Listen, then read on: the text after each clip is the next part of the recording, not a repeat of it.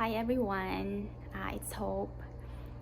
Gusto kong i-share sa inyo yung pinagdadaanan ng father ko ngayon at ng buong pamilya namin.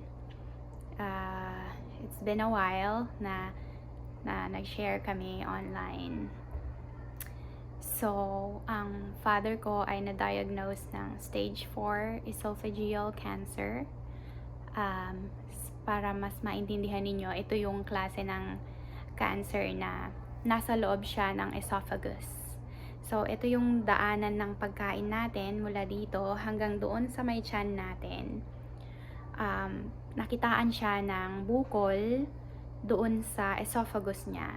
So, andito siya sa banda dito sa, papunta na sa tiyan. Dito. In between ng chest. So, sasabihin ko sa inyo ngayon kung ano yung mga symptoms na naramdaman niya, mga simptomas, kailan nagsimula, ano yung mga test na ginawa sa kanya, at a little bit of ano na yung nasa na kaming stage ngayon sa gamutan. Actually, wala pang gamutan na nangyayari. Pero ano yung mga pinagdaanan naming mga test, ganyan. So, una, syempre, isa itong mahirap na pangyayari sa pamilya namin. Lalong higit sa tatay namin. So, sa mga kaibigan namin, sa mga kapamilya namin, alam nyo naman na si Papa, napaka malakas niya. Nagpupunta pa siya sa kaingin, nagbubuhat siya ng maraming nyog. So, nobody sa family namin na in-expect na ganito kalala yung makikitang sakit niya. Yung una niyang simptomas na nalaman namin na nag-complain, kasi si Papa usually hindi siya nagsasabi sa amin ng mga pains niya. Karaniwan kay Mama siya nagsasabi, madalas kay Mama. So, kaming mga anak, hindi namin alam. At saka, ang tingin ko sa kanya, sobrang taas ng pain tolerance niya. Yung pag may masakit sa'yo, kaya mong tiisin hanggat kaya mong tiisin, na hindi ka nagko-complain o nagre-reklamo, nagsasabi. Ganun. Tingin ko ganun si Papa. Siguro dala na rin na ayaw niyang mag-alala kami or ayaw niyang bigyan kami ng mga burdens, ganyan. So in short, hindi namin alam na ganun yung kalagayan niya until this year, around I think March or April. Nagsabi siya kay Queenie, sa kapatid ko, na or basta nagpunta siya ng Maynila para sa check-up, ganyan. So, ang ginawa lang sa kanya ay parang yung routine na x-ray, tsaka ultrasound, pero wala silang nakita. So, yung mga symptoms niya lang ay yung parang merong nakabara, ganon, which is hindi mo aakalain na kung ano yon. Ang sabi ko nga, baka acid reflux. Kasi meron din akong ganun na condition. Acid reflux. Parang feeling mo nag-heartburn ka, may nakabara, tapos minsan masakit lang dito sa may, what do you call this? Like sa may diaphragm, dito sa may sikmura. Yan, sumasakit. So, walang nakita sa x-ray, walang nakita sa ultrasound. Ang sabi lang, yung levels ng sugar niya is tumataas, papunta na sa diabetic stage, ganyan. So, wala. Tapos, kalaunan, niresetahan siya ng supplement para sa kanyang liver, yung Essentiale, kung familiar kayo doon. So, basically, supplement lang siya, pang-pa-healthy lang ng liver, ganyan. And then, omeprazole, yung gamot para hindi ka magkaroon ng acid reflux. So, yun, yung mga pinatake sa kanya. That was around early this year. Tapos, mga August, ganyan, or September, parang nag-ano na si Papa na hirap siyang lumunok, ganyan. And then, pagka humihiga siya, parang hirap siyang sometimes huminga ng ganyan. Actually, hindi ko alam lahat ng mga reklamo ng Papa kasi nga, lagi akong wala sa bahay, ganyan. Or si Mama lang yung napagsasabihan, yung mga kapatid ko nagsasabi sa akin. So, hindi ko talaga alam yung extent ng mga symptoms niya. Okay? So, baka mas malala pa doon or mas may painful pa doon na nararamdaman si Papa. Pero so far, yun yung mga naikwento sa akin ngayon.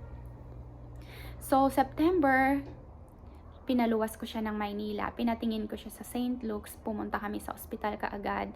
Pero yung, expect nyo na yung mga ganitong test, hindi ka agad-agad magagawa sa'yo kasi you have to wait for schedules. Yung mga hospital, puno sila ng schedule, so kailangan maghintay ka muna ng 1 week, ganyan. Pinakamaaga na 3 days kung merong available na schedule. Kasi hindi rin basta-basta yung test sa kanya.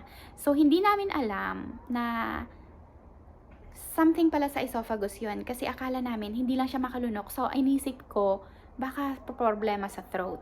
Ganyan. So, ang nilapitan kong doktor is ENT. Ears, Nose, and Throat Doctor. So, nakahanap ako sa St. Luke's ng ENT. At pina-check ko yung nose, yung ears, at saka yung throat niya. Sabi ng doktor, wala siyang nakakapang kahit ano. Hanggang dito, yung test. Tapos, nagreseta siya ng test na yung parang camera ipapasok sa loob ng nose down to the throat. So, nung ginawa yung test na yon, nakalimutan ko kung ano yung tawag doon. I forgot, sorry. Pero may camera siya, pinasok sa ilong niya, ganyan. So, surprise. So, yung ginagawa yung test na yon, gising si Papa. Tapos, makikita yung lahat ng dadaanan ng camera, syempre. Tapos, nakita naming lahat, yun. Pinapasok kami ng doktor dun sa examination room. Tapos, nakita na meron siyang polyps sa ilong, 2. So, yung polyps niya medyo malalaki na, nakabara na dun sa sinuses. Dito sa banda dito, may mga sinuses tayo dyan. Labasan ng mga sipon, ganyan. So, doon nakabara yung polyps dito, pero 2. So, sabi ng doktor, hindi siya nakakapag-alala kasi usually kapag iisa lang daw yung polyp mo sa ilong, yun yung cancerous. Okay? Pero pag 2, parang hindi siya for immediate treatment. Although, binigyan kami ng gamot para lumiit yung polyps, ganyan. So, yun yung nakita. Yun yung na-surprise kami na meron siya. Pero sa throat, wala. Clear. Tapos yung vocal cord niya, nakita lang na meron parang something na swelling, pero hindi naman siya concerning. Ibig sabihin, hindi naman siya nakaka-alarma. So then, pinauwi kami ng doktor, ganyan, dahil walang nakita. Niresitahan lang siya ng gamot sa polyp, tabletas for 5 days, tapos may binigay na spray for 1 month para sa polyps niya. Hopefully, lumiit yung polyps niya, tapos hindi maklag yung ilong niya. So, pagka nagkasipon siya, hindi masyadong mahirapan siyang huminga, ganyan. Tsaka makalabas ng maayos yung mga kailangang lumabas. So, that was September. Mga end of September yan nangyari. Tapos, umuwi siya, kasi kailangan ko rin mag-travel sa Thailand. Umuwi siya ng around October, ganyan. Hanggang election ng October yun, mga katapusan eh. So, ako, nasa Thailand din ako. So, habang nasa Thailand ako, around October 21, ganyan, hanggang October 25, nagsabi na yung mga kapatid ko na, ate, hindi pa rin nag-i-improve yung mga symptoms ni Papa, parang mas lumalala, hindi na siya, nahirap na talaga siyang lumunok, ganyan. So, sabi ko, okay, sige, paluwasin nyo yan. Pagdating ko sa Maynila, ipapacheck natin ulit. So, yun, nagpacheck kami ulit sa St. Luke's kasi yun lang talaga yung I felt like siguro some of you are asking na bakit sa St. Luke's ang mahal-mahal na hospital, ganyan. Kasi sa akin, I treat it as emergency eh. Usually kasi pagka sa public, alam nyo naman dito, pila-pila, tapos ang tagal, ganyan. Nag-inquire ako sa PGH kung kailan yung mga outpatient, ang tagal bago mabigyan ka ng slot for check-up lang. So, kahit mahal, pinatingin ko siya ulit sa St. Luke's, may doctor akong nakita, ganyan. So, mabilis yung pag-check sa kanya. Ayun, ginawan siya ng endoscopy. Yung doctor na to, tawag dito ay gastroenterologist. Yung doktor na tumitingin sa mga kaloob-looban natin. Yan, hanggang sa tiyan, ganyan. So, sabi niya, gawa tayo ng test. Oh, before this test, meron palang ginawa sa kanyang barium swallow x-ray. Yun yung may ipapainom sa kanya na something para pag in-x-ray yung chest niya, mas makikita, mas mai-illuminate kung ano yung meron. So, medyo mahal din na test yon. So, after ng test na yon, sabi, nakita doon na yung esophagus niya mayroong strictures. Yung strictures, ibig sabihin yung normal na size ng esophagus mo, parang may nakaharang, parang ganon, may nakaharang. So, hindi namin in-expect na bukol siya or whatever, kasi parang, ang strictures is parang, instead na ganito yung size, ganito na lang siya. Parang ganon, yun yung ini-imagine namin. So, then, sabi, further test ang kailangan ulit. So, sinabi nila endoscopy kami. Okay, yung endoscopy, yun yung camera naman na ipapasok dito sa mouth, dito hanggang sa throat, pababa doon sa esophagus, pababa doon sa tiyan. So, yun yung endoscopy. In short, ginawa namin yan with the gastroenterologist. And then, habang ina-endoscopy si Papa, pinapasok ako ng doktor sa examination room.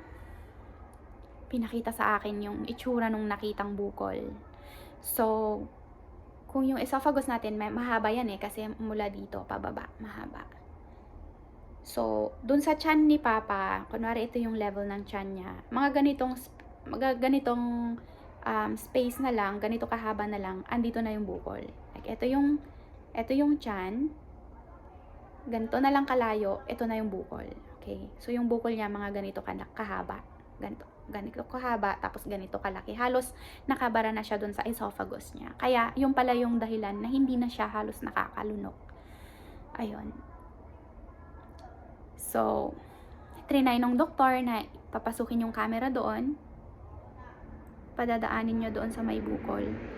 So, medyo masikip na talaga siya, na to the point na medyo dumugo nung pinasok yung camera doon, para sana yung camera ma-penetrate hanggang doon sa may tiyan niya, sa abdomen niya. So, eventually, nakapasok yung camera. Tapos, nakapasok siya doon sa may lining ng, ng abdomen, ganyan. Nakita din yung sa may tiyan niya. So, ngayon, sabi ng doktor, habang ginagawa natin tong endoscopy, gagawa na rin tayo ng biopsy. Ang biopsy ay process yun, nakukuha sila ng sample doon sa may bukol or ng specimen, ang tawag nila doon. Parang kukurot lang silang ganyan. Tapos, yun yung ibabiopsy nila, yun yung itetest nila yon para malaman kung cancerous yung bukol or hindi.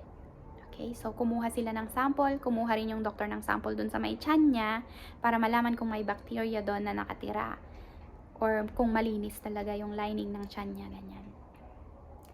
So, natapos yon. Dinala ako ng doktor sa labas habang si Papa ko, hinihintay nila na magkamalay siya ulit. Kasi yung process ng endoscopy, binigyan siya ng slight na anesthesia para makatulog siya. Tapos naka-curl siya, ganyan, nakapaside siya, ganyan. Habang yung camera, pinapasok ng ganyan. Nakapaside siya, medyo naka-curl siya, nakabaluktot siya. So, sabi ng doktor, I'm sorry sis, I think cancer ito, ganyan siya. Pero ayaw niyang maging conclusive yung sasabihin niya. Kasi gusto niyang makita muna yung biopsy result. Pero as a doctor, syempre, alam natin na mga doktor, alam nila ang mga itsura ng mga cancer at hindi cancer. Kasi, natapos na nila, they've done all these kind of tests before, di ba? Sanay na silang makakita ng mga ganyang bagay. So, kaya na nilang sabihin. At least sabihin kung cancerous yan, bukol na yan or hindi. So, that time, mahirap syempre sa akin. Pero as a ate, as a panganay, prepare ko na yung sarili ko din na makarinig ng worse na news. So, although takot na takot ako syempre. Takot na takot ako. Ninenervyos ako, nanginginig ako sa room. Tapos, hindi pa nagsisink in sa akin yung lahat ng news. Kasi kailangan kung ako yung tatakbo ako sa isang doktor, pupunta naman sa isang doktor, kukuha ng results, ganyan. So, sabi ko, hindi pwedeng maging mahina yung katawan ko that time. So, umuwi kami, ganyan.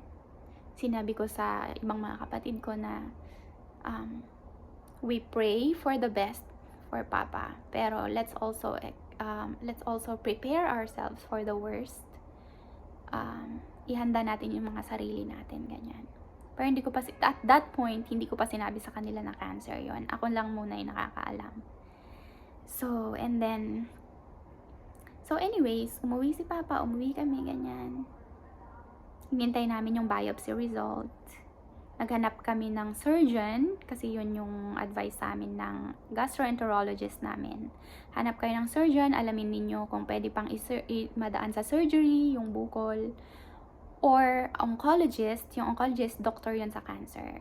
Sabi niya, maghanap na rin kayo ahead of time. So, super thankful kami sa mga friends namin, churchmates namin, mga ka-church ko, sila yung tumulong sa akin na makahanap ng mga doctors na magagaling. Super thankful ako na hindi ko na inisip yon na ako pa yung maghahanap ng mga doktor. Yan, sobrang nakatulong sa amin yon. So, I think, yeah, so, nung naghanap ako ng surgeon, yung, ang hinanap naming doktor ay yung surgical oncologist. Sila yung mga surgeons nag-oopera ng mga doktor ng mga may cancer. Yun. So, tawag sa kanila, surgical oncologist, or mga doktor na mga surgeons ng mga may cancer, or mga surgeons at mga oncologist din. Like, mga doktor sa cancer, ganyan. Alam nila kung ano yung status ng bukol, ano yung status ng katawan mo, ganyan. So, sila yon. So then, syempre, si Papa, ang bilis nung symptoms niya, sobrang bilis. Kasi nga, at this point, hindi pa namin alam na stage 4. Basta ang alam namin, cancer. Ang alam ko, cancer. So, nung nag-visit kami ng surgical oncologist, tiningnan niya yung mga CT scan, X-ray result, biopsy result, CT scan result. Tapos sabi ng surgical oncologist, kailangan mag-undergo siya ng PET scan. Ang PET scan ay parang siyang CT scan, pero ang PET scan ay malalaman natin or mas-stage niya yung cancer. Gaano nakalala, saan na kumalat yung cancer. So, yun yung PET scan. Syempre, another ano ito sa amin, challenge financially sa amin. So, nag-pray kami na magawa yung PET scan, ganyan.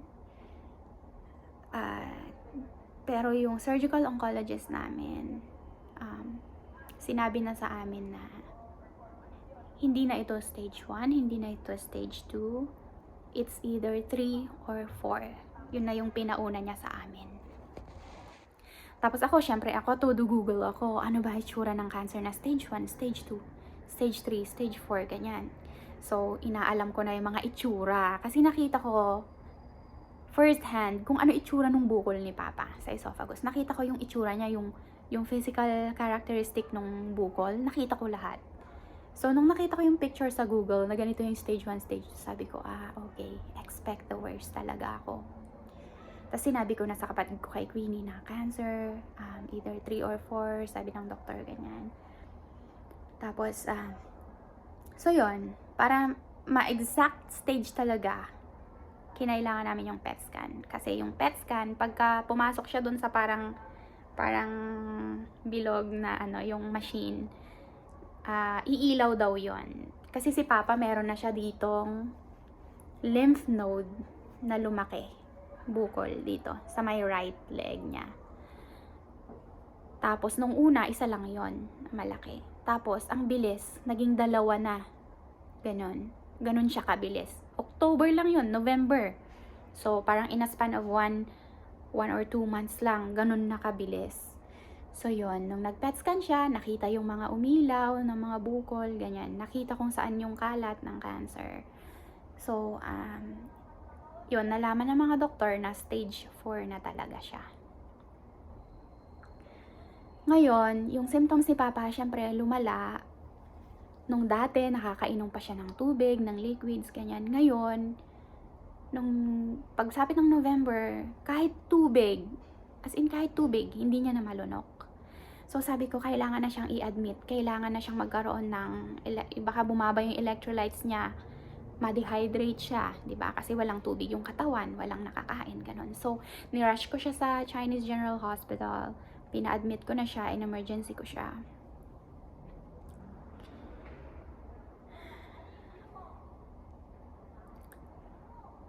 So, nagstay siya sa hospital.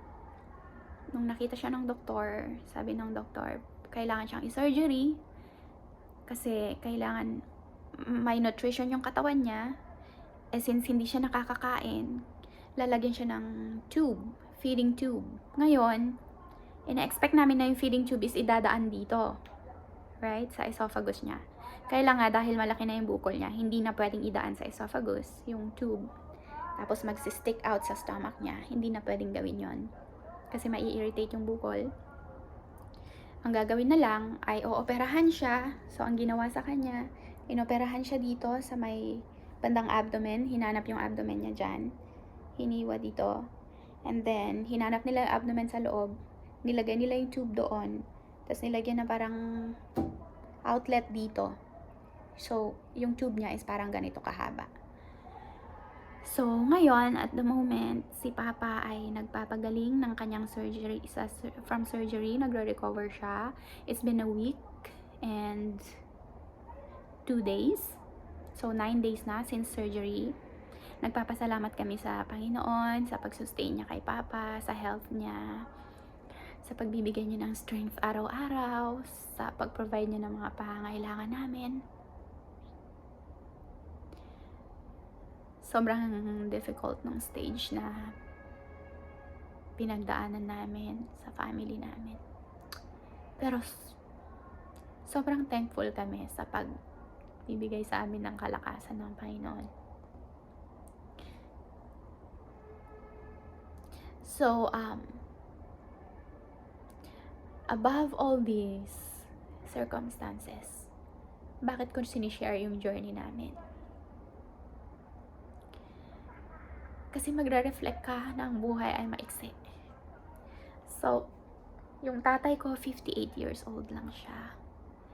58 years old. And you might ask kung ano yung reason bakit nagkaroon siya ng esophageal cancer. This might also serve as a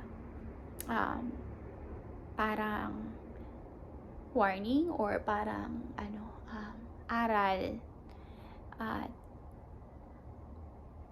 na yung katawan natin merong limits. So, ang reason na nagkaroon si Papa ng ganito ay yung long years niya na smoking and drinking. Yun yung pinaka-reason. Paninigarilyo at saka pag-iinom. So, syempre nandito na kami sa stage na to, 'di ba?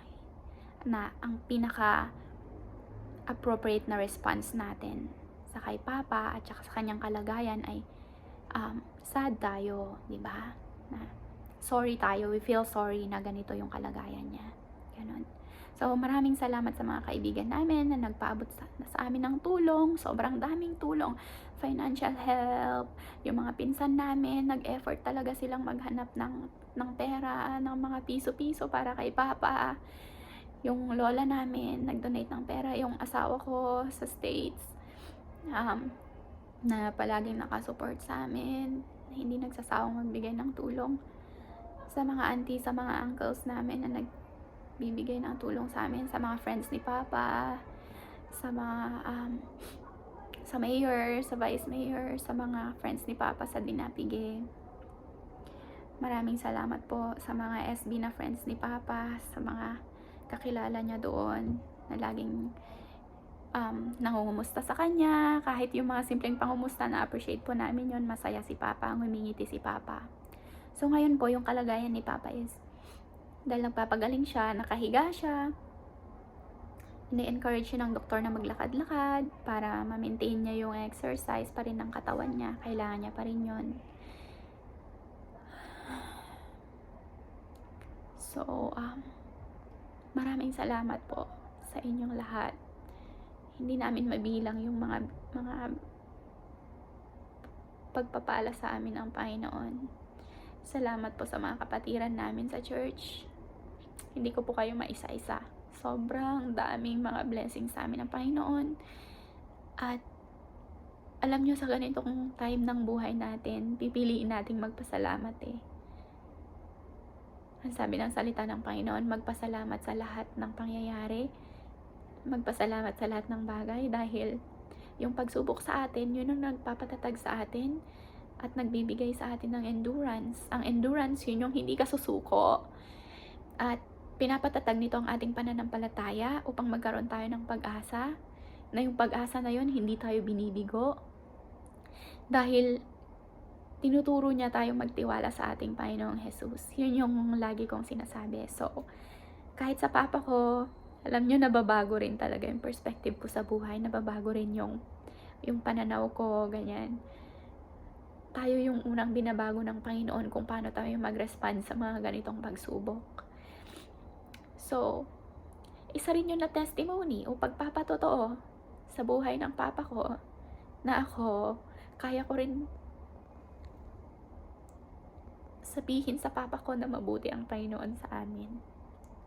Dati hindi ko nasasabi sa kanya. Pero ngayon, yung everyday na blessing ng Panginoon na buhay kami is patunay yon na mabuti pa rin ang Diyos sa amin. Yun din yung gusto kong i-share sa inyo, mga guys. Na kahit ano yung pagsubok na pagdadaanan natin, kapag si Kristo meron sa atin, ba? Mas nagiging katulad niya tayo. Na si Kristo nga nagdaan siya ng mga pagsubok na hindi niya deserve, ganon. 'Di ba? Pinako siya sa krus. Na hindi naman dapat sa kanya yung parusang yon. Pero inaako niya yon para maligtas tayo. So, how much more yung ganitong mga pagsubok? Tapos, ang eternity ng tao, ang eternity yun yung kahit na iwanan mo yung buhay mo dito sa mundo, alam mo kung saan ka pupunta, yun yung eternity. Malungkot ang tao pag mamamatay siya na hindi niya alam kung saan siya pupunta. Nakakalungkot yon, hindi ka sure, di ba? Pero ang assurance na binibigay sa atin ng Panginoon, yung kaligtasan na meron tayo sa Panginoong Jesus, yun yung magbibigay sa atin ng peace, na kahit mamatay tayo, kahit iwanan natin itong katawang lupa natin, pinangako ng Panginoong Jesus na kukunin niya tayo, na magiging kasama natin siya doon sa langit. Yun yung assurance na gusto kong i-share sa inyo, gusto kong i-share sa family ko. At yun din yung assurance na nagbibigay sa akin ng lakas ng loob. So, thank you mga guys. Please pray for us. Please pray for our family. Please pray for my sisters, my brother, my siblings, and my parents. Salamat po. And good night sa inyong lahat.